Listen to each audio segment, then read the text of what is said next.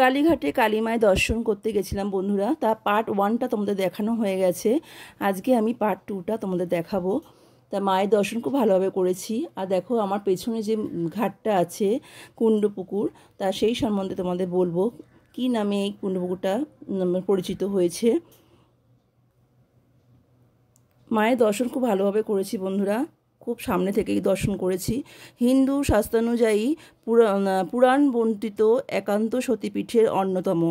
জনশ্রুতি অনুযায়ী বহুকাল আগে আদি গঙ্গার পাশে কালীক্ষেত্র নামে ঘন জঙ্গল পূর্ণ এই স্থানে আত্মারাম ব্রহ্মচারী নামে এক ব্রাহ্মণ বাস করতেন। আদিগঙ্গার তীরে সন্ধ্যা ও বন্ধনাকালে হঠাৎ একদিন তিনি এক অলৌকিক আলোক দর্শন করেন। আলোর উৎস সন্ধানে এসে এই পুষ্করিণী থেকে মা কালীর মুখ ও পদাঙ্গনী সদৃশ পাথর খুঁজে পান। দেবীর স্বপ্নাদেশে তিনি জানতে পারেন উক্ত পাথরটি পুরাণ বর্ণিত ও সতী অঙ্গগুলির মধ্যে অন্যতম। অতঃপর এই সতীস্থানে তিনি ভক্তি ভরে দেবীর পূজার্চনা শুরু করেন। কালে কালে মন্দির প্রতিষ্ঠিত হয় এবং পুষ্করিণীটি কুণ্ডপুকুর নামে পরিচিত পায়।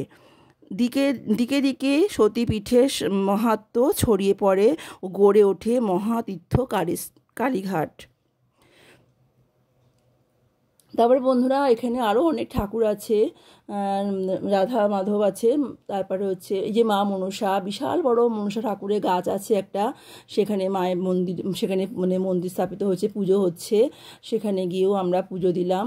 তো বন্ধুরা এখানে দক্ষিণা বলে সেরকম কোনো চাহিদা নেই, যার যেমন সাধ্য মতন দক্ষিণা দিতে পারে, এবার দিয়ে পুজো করতে পারে বন্ধুরা। এখানে কোনো চাপ নেই, খুব ভালো জায়গা, আর মনটা ভরে যায়, শান্তি করে পুজো দেওয়া যায়। আমরা ঠিক বিকেলবেলা বেরিয়েছিলাম, শুধু লাইটিং দেখার জন্য আমরা অনেকক্ষণ বসেছিলাম। দেখো বন্ধুরা আমরা বসে আছি যে লাইটিং দেখব, তাই জন্য। তা বন্ধুরা মন্দিরের সব লাইটিংগুলো জ্বলছে দেখছি। তারপরে স্কাই ওয়াকের জন্য আমরা অপেক্ষা করছিলাম যে কখন স্কাই ওয়াক সন্ধে হবে। আর স্কাই ওয়াকে যে নতুন তো হয়েছে একদম পয়লা বৈশাখের দিন ওটা, হ্যাঁ উদযাপন হয়েছে আর কি। তা আমরা পুজো দিতে এসেছি, খুব ভালো লাগছে। আর সত্যি কথা বলতে কি এত ভালোভাবে পুজো দিয়েছি আর মাকে এত সামনে থেকে দর্শন করেছি যে চিন্তা করা যায় না, মন ভরে গেছে। আর তোমাদের দেখাতে পারলাম না, কারণটা হচ্ছে সামনে থেকে কোনো ক্যামেরা বার করা যাবে না বন্ধুরা। তাও আমি কুণ্ডপুকুরের কাছে একটু মোবাইলটা বার করেছিলাম, একটুখানি জাস্ট ধরেছিলাম, আমার হাজব্যান্ডকে বললাম একটুখানি অন্তত দেখাও, নাহলে আমি বন্ধুদের দেখাবো কী করে। আমি কালীঘাটে যে অনেকদিন পরে গেছিলাম, ছোটোবেলায় গেছিলাম, তারপর আর যাওয়া হয়নি। তা গেছি, গিয়ে সত্যি এত ভালো লাগলো। আর আমরা খুব তাড়াতাড়ি গেছিলাম বলে আমাদের কোনো লাইন দিতে হয়নি।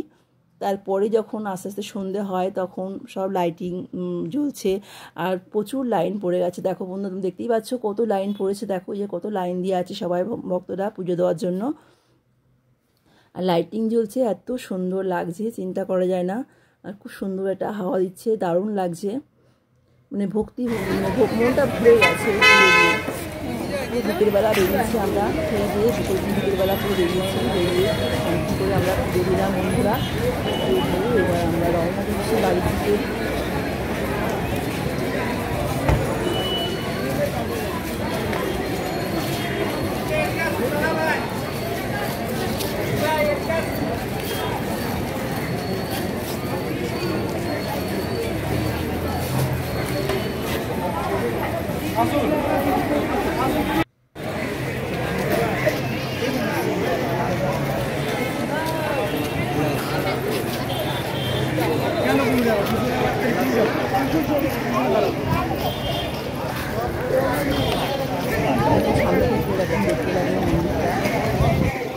আমরা গিয়েছিলাম মন্দিরে, আর কোনো জায়গা দেখিয়েছিলাম মন্দিরটা।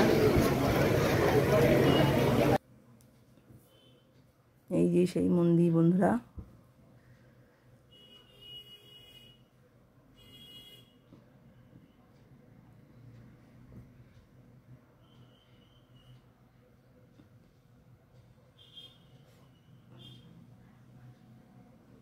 দেখো বন্ধুরা, সন্ধ্যাবেলা স্কাইওয়াকটা কেমন দেখতে লাগছে, কি অপূর্ব লাগছে, লাইটিং জ্বলছে।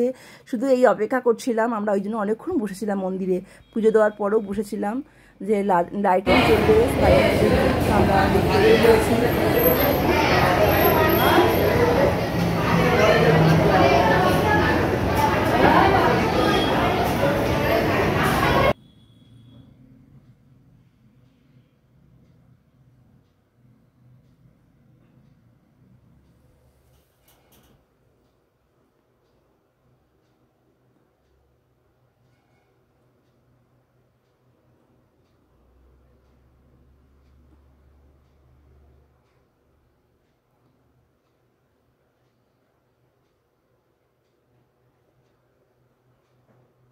দেখো বন্ধুরা, কি অপূর্ব লাগছে, লাইটিং জ্বলছে, এই সেই স্কাইওয়াক। তোমরা অবশ্যই একবার এসে ঘুরে যেও। পয়লা বৈশাখের দিন উদ্বোধন হয়েছে, পয়লা বৈশাখের আগের দিন উদ্বোধন হয়েছে বন্ধুরা, পয়লা বৈশাখের আগের দিন উদ্বোধন হয়েছে বন্ধুরা। দেখো কত অপূর্ব লাগছে এই লাইটিং।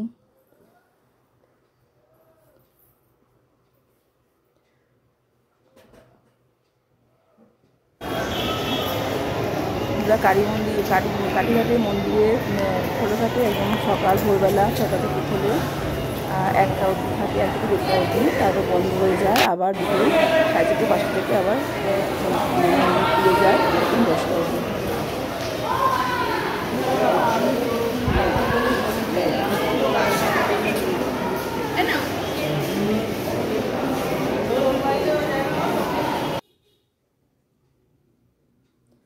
বন্ধুরা, আমি এখানেই এন্ড করব, আর বাড়ালাম না, অনেক বড় ভিডিও হয়ে গেছে। আমার ভিডিওটা কেমন লাগলো, মায়ের দর্শন করলাম, তোমরা দেখলে কেমন লাগলো বন্ধুরা অবশ্যই কমেন্ট করে আমাকে জানাবে।